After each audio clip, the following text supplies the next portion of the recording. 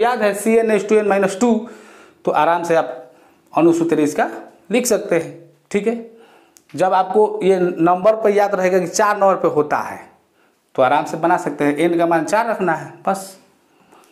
Hello students, स्वागत है हमारे यूट्यूब चैनल आदर्श स्टडी पॉइंट में।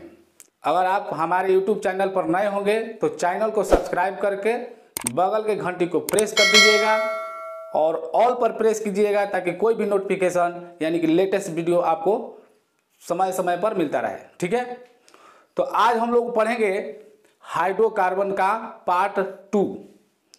और ये जो असंतृप्त हाइड्रोकार्बन है ये हाइड्रोकार्बन का दूसरा भेद भी है। ठीक है, तो पहले हम लोग पढ़ चुके हैं संतृप्त हाइड्रोकार्बन जो सिंगल बॉन्ड में होता है, जिसके कार्बन परमाणु सिंगल बॉन्ड में यानी कि एकल बंध में जुड़े रहते हैं। लेकिन जो असंतृप्त हाइड्रोकार्बन होते हैं इनके परमाणु डबल बॉन्ड में जुड़े रहते हैं, डबल या ट्रिपल बॉन्ड में। ठीक है, तो चलिए इसका परिभाषा हम यहाँ पर फटाफट लिख देते हैं। इसको अंग्रेजी में बोलते हैं अनसेचुरेटेड। वो सेचुरेटेड संतृप्त हाइड्रोकार्बन सेचुरेटेड हाइड्रोकार्बन हो गया, और ये हो गया UN सिर्फ लगा देना है, अनसेचुरेटेड हाइड्रोकार्बन।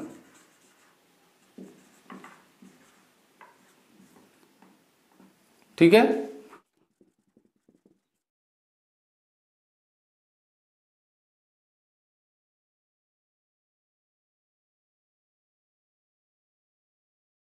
देखिए कह रहा है वैसे हाइड्रोकार्बन जिनमें कार्बन परमाणुओं के बीच द्विबंध या द्विया बंध, देखिए यहाँ पर C छूट गया है, डबल बॉन्ड या त्रिबंध।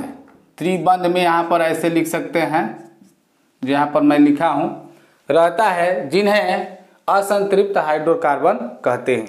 ये जो असंतृप्त हाइड्रोकार्बन होता है ये 2 प्रकार का होता है, पिछले वीडियो में मैं बताया था। अगर आप वो वीडियो नहीं देखे होंगे तो इस वीडियो के डिस्क्रिप्शन में उसका लिंक मिल जाएगा, देख लीजिएगा। ठीक है, या प्ले लिस्ट में जाकर देख लीजिएगा। तो चलिए देखिए,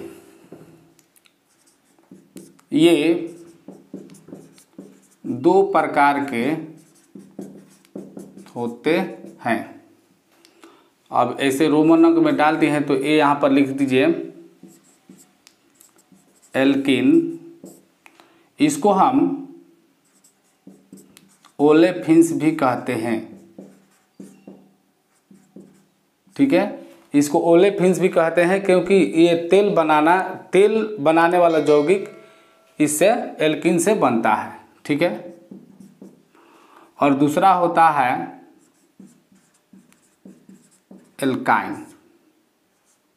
तो सबसे पहले हम लोग एल्कीन के बारे में पढ़ेंगे। तो जिस हाइड्रोकार्बन में डबल बॉन्ड रहता है, सीधा बात समझ लीजिए, जिसमें डबल बॉन्ड होता है वो हो गया एल्कीन या ओलेफिन्स, और जिसमें ट्रिपल बॉन्ड हो गया वो हो गया एल्काइन। ठीक है, तो सबसे पहले हम लोग एल्कीन के बारे में पढ़ेंगे। तो एल्कीन का परिभाषा मैं बढ़िया से यहाँ पर लिख देता हूँ, आप लोग लिख लीजिएगा। तो आप लोग स्क्रीन पर देख सकते हैं, जिसके श्रृंखला में द्विबंध या अबंध भी लिख सकते हैं, कोई दिक्कत नहीं है, डबल बॉन्ड उपस्थित रहता है उसे एल्कीन कहते हैं। और यहां पर देखिए इसे ये अधिकांशतः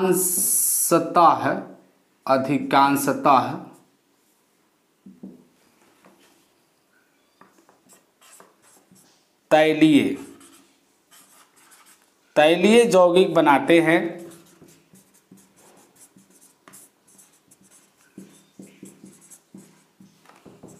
इसलिए इन्हें ओलेफिन्स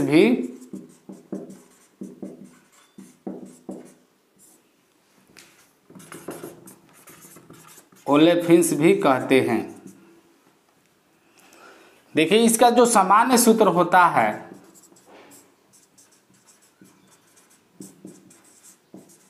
इसका सामान्य सूत्र होता है CN CnH2n। इसका सामान्य सूत्र हो जाएगा CnH2n। और जो कल हम बताए थे ये संतृप्त हाइड्रोकार्बन का, उसका होता था CnH2n+2। और जो आगे बताएंगे एल्काइन का, उसका सामान्य सूत्र हो जाएगा CnH2n-2। बस यही होता है। तो चलिए कुछ संरचना सूत्र बनाकर आप लोगों को बता देते हैं। इसे नोट कर लीजिएगा, स्क्रीनशॉट भी ले सकते हैं।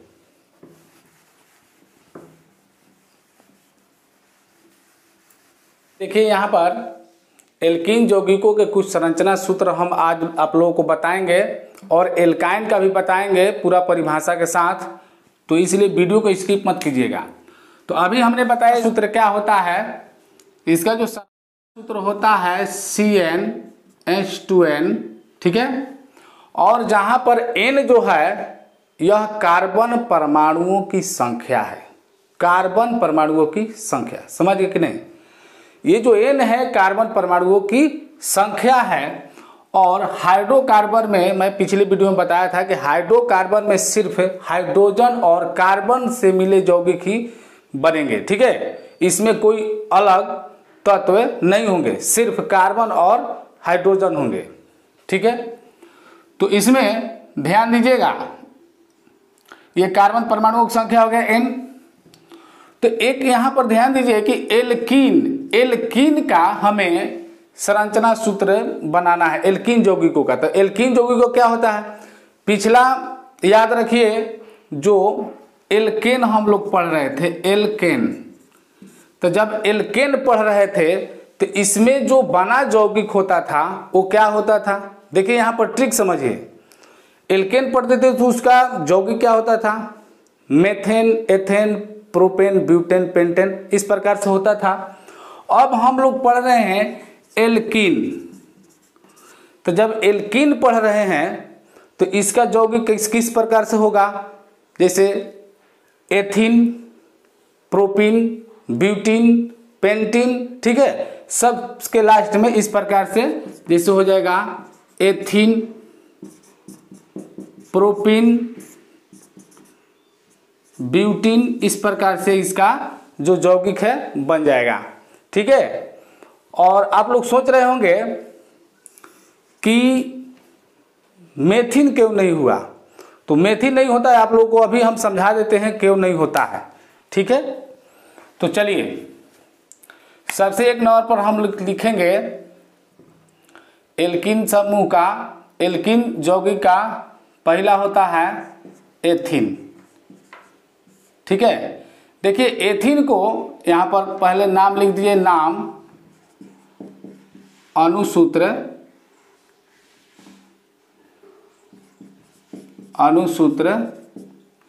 और इधर हम बना देंगे संरचना सूत्र।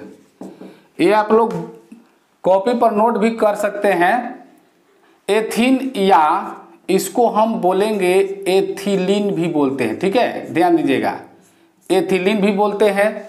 दूसरा नंबर में थोड़ा जगह लेकर हम लिख रहे हैं एथीन प्रोपिन, ठीक है। तो प्रोपिन होता था एल्केन में, तो एल्कीन में क्या होगा, प्रोपिन, इस प्रकार से प्रोपिन हो गया, ठीक है।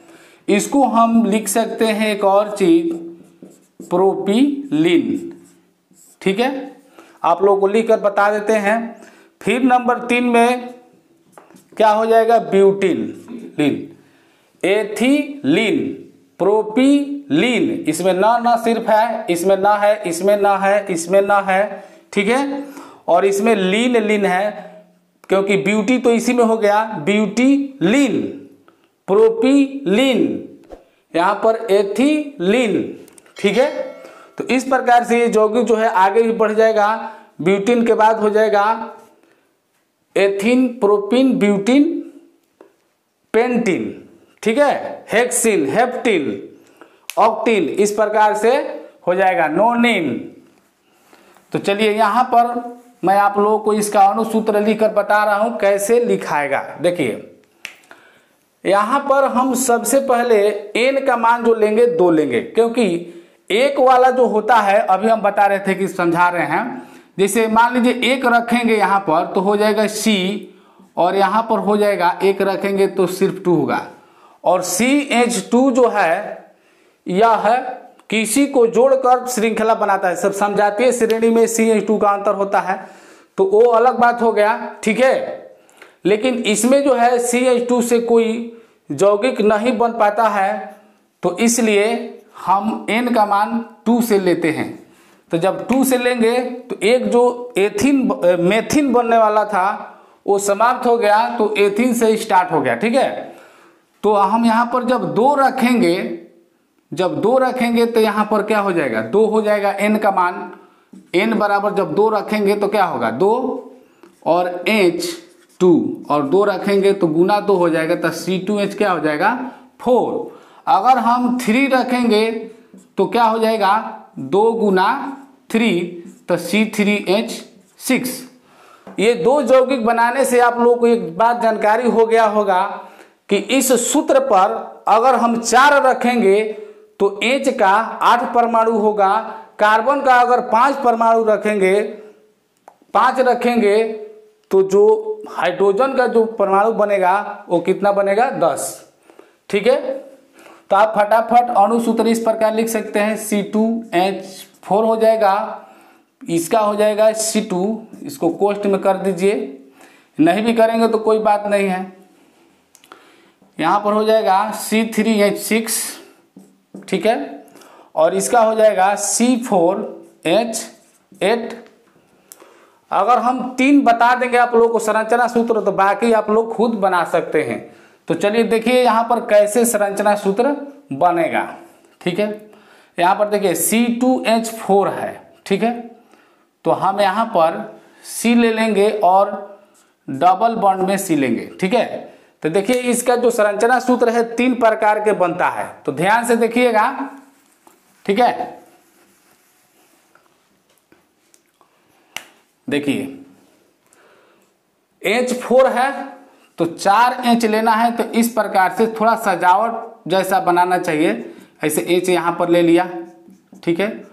और जो हाइड्रोजन होता है, आप लोगों को पहले भी बताया गया है कि हाइड्रोजन का जो संयोजकता के साथ जो है जुड़ा रहता है, एक संयोजकता के साथ हाइड्रोजन का संयोजकता एक होता है। अगर आप संयोजकता बनाने वाला संयोजकता याद करने का ट्रिक अगर नहीं जानते होंगे, या अणु सूत्र बनाना नहीं जानते होंगे, इलेक्ट्रॉनिक विन्यास नहीं जानते होंगे, तो उसका लिंक इस वीडियो के डिस्क्रिप्शन में दे दिया जाएगा, आप लोग उसे भी देख सकते हैं, या प्ले लिस्ट भी उसका बनाया गया है साइंस, ठीक है। अब देखिए इसका संरचना सूत्र इस प्रकार से बन गया। इसका एक तरीका ऐसे भी बना सकते हैं, मान लीजिए डबल बॉन्ड में C लिख दिया, ठीक है, 2 C लिखना है, और इसको ऐसे बना लिया।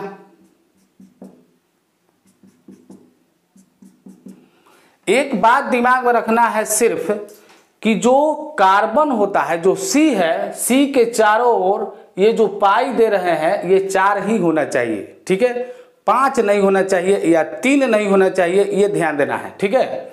क्योंकि इसमें जो एक पाई होता है, इसमें एक संयोजकता होता है और एक होता है संयोजी इलेक्ट्रॉन। तो यहाँ पर एक बात ध्यान रखिएगा इस चीज का। जैसे मान लीजिए, देखिए थोड़ा सा समझा देते हैं, जैसे इलेक्ट्रॉनिक बिंदु संरचना के लिए एक वीडियो बना देंगे मैं आप लोगों को लिए। देखिए कार्बन जो है, कार्बन का परमाणु संख्या कितना होता है 6 होता है, तो इसका जब विन्यास बनाते हैं तो 2 4 आता है, ठीक है। तो इसका संयोजी इलेक्ट्रॉन कितना हुआ, तो जो अंतिम कक्षा में होता है, 9th क्लास में भी आप लोग पढ़े होंगे, जो अंतिम कक्षा में होता है वह होता है संयोजी इलेक्ट्रॉन, और संयोजी इलेक्ट्रॉन के अनुसार ही, संयोजी इलेक्ट्रॉन से ही संयोजकता बनता है।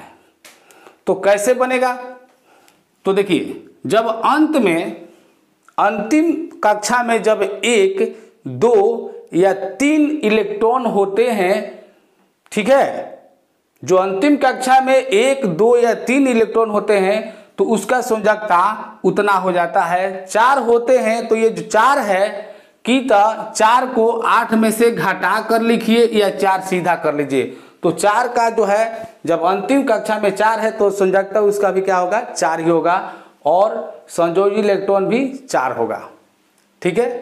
अगर मान लीजिए कि अंतिम कक्षा में 5 इलेक्ट्रॉन है तो उसका संयोजकता 3 हो जाता है, क्योंकि 8 में से हम घटा देते हैं 5 तो हो जाएगा 3। अगर अंतिम कक्षा में 6 है तो संयोजकता हो जाएगा 2। 8 में से 6 घटाएंगे क्या बचेगा, 2 बचेगा। इस प्रकार से अंतिम कक्षा में 7 रहेगा। अगर 8 रहेगा और अंतिम कक्षा में 8 रहेगा तो 8 में से 8 घटाएंगे क्या बचेगा, 0। तो जब 0 बच जाएगा तो 0 संयोजकता होता नहीं है। और ये जो यौगिक बनेगा, ये जो तत्व होता है वह होता है अक्रिय गैस। ठीक है।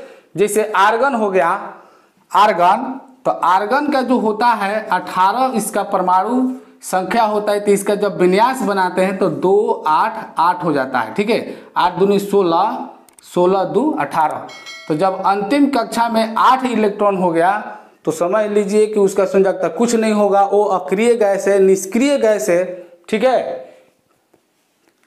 तो चलिए हम लोग अपने टॉपिक पर आते हैं। इसे मान लीजिए ऐसे बना लिए। सिर्फ ध्यान ही देना है कि सी के चारों ओर जो ये पाई दे रहे हैं, ये जो है इसमें एक संयोजकता है और एक संयोजी इलेक्ट्रॉन है। ठीक है। इसके बारे में मैं आप लोगों को बता दूंगा। जैसे मान लीजिए कि इसका अगर हम बिंदु संरचना बनाएंगे तो किस प्रकार बनाएंगे, आप लोगों को थोड़ा सा यहाँ पर समझा देते हैं, आप लोग समझ भी जाएंगे, या मैं इसके लिए वीडियो बना दूंगा, फिर टाइम वेस्ट हो जाएगा। ठीक है। इसको इस प्रकार से लिख सकते हैं। मान लीजिए नीचे की ओर 2 इंच लिख दिया। सिर्फ ये ध्यान देना है कि जो पाई है 4 सी के चारों ओर होना चाहिए, इधर नहीं है तो कोई मतलब नहीं है। मान लीजिए कि इधर अगर दे दिए तो ये गलत हो जाएगा। ठीक है।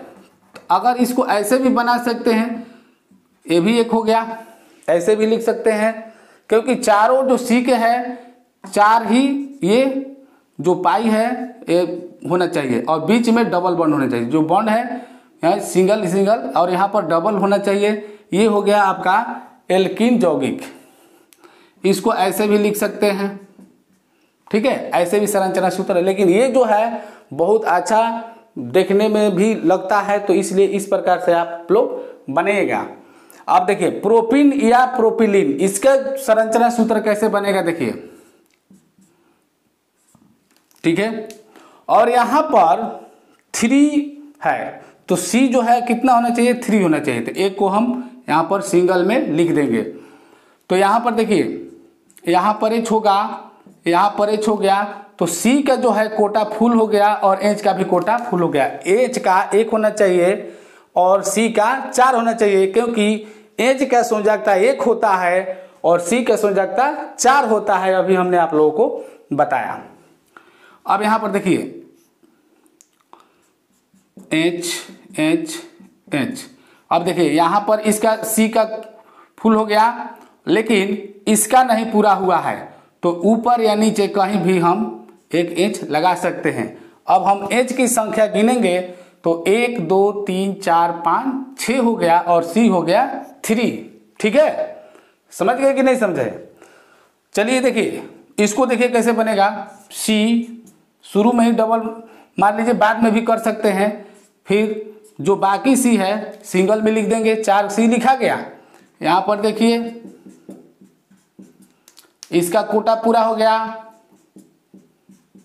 इसका पूरा हो गया, इसका भी पूरा हो गया और यहां पर देखिए इसका भी पूरा हो गया और एच का सिंगल सिंगल होगा। तो थोड़ा गिनती कर लेते हैं। 1 2 3 4 5 6 7 8 और सी जो है 4 को हो गया। तो इस प्रकार से आप लोग को छोड़ रहे हैं प्रोपिलीन, ब्यूटिलीन और एथिलीन बता दिए आप लोग, पेंटिन, हेक्सिन। ठीक है। आगे बनाइएगा। ठीक है। तो आगे हम लोग अगला देखते हैं एल्काइन। तो चलिए देखिए संरचना सूत्र यहां पर हम बता देते हैं एल्काइन का। लेकिन उसके पहले मैं आप लोगों को एल्काइन यौगिकों को कुछ संरचना सूत्र, बस वही चीज हो गया। यहां पर हम बता देंगे, लेकिन उसके पहले इसका परिभाषा जान लीजिए एल्काइन का। ऐसे मैं पहले भी बता चुका हूं, एल्काइन में क्या होता है, ट्रिपल बॉन्ड होता है। ठीक है, जो अभी हम परिभाषा लिखवाए थे, तो जिसके श्रृंखला में कार्बन परमाणुओं के बीच ट्रिपल आबंध होता है, यानी त्रिआबंध होता है, उसे एल्काइन कहते हैं। ठीक है, इसका सामान्य सूत्र जो होता है, सिर्फ इसमें -2 कर देना है, हो गया सामान्य सूत्र। ठीक है, -2 कर दीजिए। पहले में CnH2n+2, फिर ये जो है एल्कीन में CnH2n, और एल्काइन का हो गया CnH2n-2। ठीक है, चलिए, तो परिभाषा अभी हमने बोला, उसको आप लोग सुनकर लिख सकते हैं, और लिखने के बाद आप लोग इसका सामान्य सूत्र लिख लीजिएगा। इसका सामान्य सूत्र ये होता है जहां n कार्बन परमाणुओं की संख्या है, बस। तो अब देखिए, अगर हम यहां पर n बराबर 2 रखेंगे तो क्या होगा, n बराबर 2 रखेंगे तो C2 हो जाएगा H2, n बराबर 2 रखना है और -2 घटाना है, तो हो जाएगा C2H। अब यहाँ पर देखिए क्या होगा, C2H2 हो जाएगा, क्योंकि 2 दूनी के 4, 4 में से 2 घट जाएगा, 2 बच जाएगा, C2H2। अगर हम n बराबर 3 रखेंगे, n बराबर 3 रखेगा तो क्या होगा, C3H 2 गुना 3 -2, तो यहाँ हो जाएगा C3H 3 दूनी 6, और 6 में से 2 घट गया, क्या बचेगा 4, तो ये हो जाएगा C3H4। ये हो जाएगा आपका अणुसूत्र। तो चलिए देखिए, एल्काइन है, तो एल्काइन है तो क्या हो जाएगा, एथाइन हो जाएगा। एथाइन नंबर 1 में, फिर हो जाएगा प्रोपाइन, 3 नंबर में हो जाएगा ब्यूटाइन, क्योंकि क्या है, एल्काइन है, तो इस प्रकार से इसको लिख सकते हैं। इसका अणुसूत्र क्या हो जाएगा, C2H2, इसका क्या हो जाएगा, C3H4 हो जाएगा, फिर C4। यहाँ पर देखिए, ध्यान दीजिए, अगर हम n के जगह पर अगर हम 4 रखते हैं तो 4 हो जाएगा, और फिर H, और यहाँ पर 4 रखेंगे तो 4 दूनी 8 में से 2 घट गया, हो गया 6, यानी कि 4H6। इस प्रकार से इसका अणुसूत्र निकल गया। अब देखिए इसका संरचना सूत्र कैसे बनेगा, ध्यान दीजिएगा। चलिए देखिए, एथाइन, देखिए एथाइन को एक और चीज बोलते हैं एसीटिलीन। कहीं मान लीजिए कि आपको दे देगा कि एसीटिलीन का संरचना सूत्र क्या होता है, तो यहां पर हम लिख देते हैं या एसीटिलीन, इस प्रकार से इसको हम एसीटिलीन भी कहते हैं एथाइन का। तो C2H2 है, तो C को हमें लिखना है ट्रिपल बॉन्ड में। ठीक है, H कितना है, 2, H जो है सिंगल में रहेगा, एक इधर लिख दीजिए, एक इधर लिख दीजिए, ऐसे भी हो गया। H को इधर भी लिख सकते हैं, कोई दिक्कत नहीं, ऐसे लिखिए सीधा, बहुत अच्छा लग रहा है। ऐसे इसको ऐसे भी हम बना सकते हैं, कोई दिक्कत नहीं है। मान लीजिए कि इधर H नहीं लिखा तो ऐसे H लिख दिया, लेकिन ये थोड़ा अच्छा नहीं लग रहा है, ये अच्छा लग रहा है। ठीक है, तो इस प्रकार से आप लोग ऐसे बनाइएगा। अब देखिए C3H4 है, तो इसका कैसे बनेगा, तो पहला नंबर में जो है C को ट्रिपल बॉन्ड में लिख देंगे। C कितना है, 3 है, तो एक C यहां पर डाल दीजिए सिंगल बॉन्ड में, और बाकी जो H जो है इसके चारों ओर जो है ये जो पाई है 4 होना चाहिए। ठीक है, तो देखिए 2 हो गया, 3 हो गया, और 1 हो गया 4, इसका पूरा हो गया। और इस C का पूरा है, देखिए ध्यान दीजिए, देखिए यहाँ पर 3 हो गया, इधर 4 हो गया, 1 हो गया, तो 4 हो गया, तो इधर नहीं H डालना है, नहीं तो गलत हो जाएगा। ठीक है, तो एक हम H इधर डाल देते हैं, कोई दिक्कत नहीं। इस प्रकार से ये बन जाएगा संरचना सूत्र। ध्यान ये देना है कि C के चारों ओर जो है, आपका चारों ओर कह रहे हैं तो आप लोग सोचेंगे कि ले इधर इधर तो है ये नहीं है, मतलब चारों ओर में से देखना है कि इसके अगल बगल या चारों ओर में मतलब 4 पाई होना चाहिए, बस इतने ध्यान देना है। ठीक है, अब देखिए इसको C4H6, ऐसे इसका संरचना सूत्र आप ब्यूटाइन मान लीजिए आ गया, लेकिन आपको ब्यूटाइन, आपको ये ध्यान देना चाहिए कि एल्काइन का ब्यूटाइन है, तो एल्काइन समूह में आप ट्रिपल बॉन्ड समझ जाएंगे तो आप आराम से डायरेक्ट भी लिख सकते हैं, या ब्यूटाइन समझ जाएंगे और ब्यूटाइन के अनुसार एल्काइन का आपका सामान्य सूत्र याद रहेगा तो आप अणु सूत्र आराम से बना सकते हैं। क्योंकि ये कितने नंबर पे होता है, ये 4 नंबर पे होता है। पहला क्या होता है, एल्केन समूह में याद रखिए मेथेन एथेन प्रोपेन ब्यूटेन, तो मेथेन एथेन प्रोपेन ब्यूटेन अंगुली पर गिनकर आप लोग अणुसूत्र लिख सकते हैं। अणुसूत्र विद्यार्थी जो है भुला जाता है, तो भुलाना ही नहीं है, 1 नंबर पर मेथेन, 2 नंबर पर एथेन, फिर प्रोपेन, फिर ब्यूटेन, फिर पेंटेन, फिर हेक्सेन, फिर हेप्टेन। ठीक है, उसको थोड़ा मेहनत कीजिए, थोड़ा सा याद कर लीजिएगा तो हो जाएगा। अब यहाँ पर ब्यूटाइन है, तो ब्यूटाइन है तो किसके अनुसार है, एल्काइन के अनुसार है, तो एल्काइन का सामान्य सूत्र आपको याद है CnH2n-2, तो आराम से आप अणुसूत्र इसका लिख सकते हैं। ठीक है, जब आपको ये नंबर पर याद रहेगा कि 4 नंबर पे होता है तो आराम से बना सकते हैं, n का मान 4 रखना है बस। ठीक है, तो यहाँ पर देखिए C, यहाँ पर देखिए यहाँ पर क्या हो जाएगा,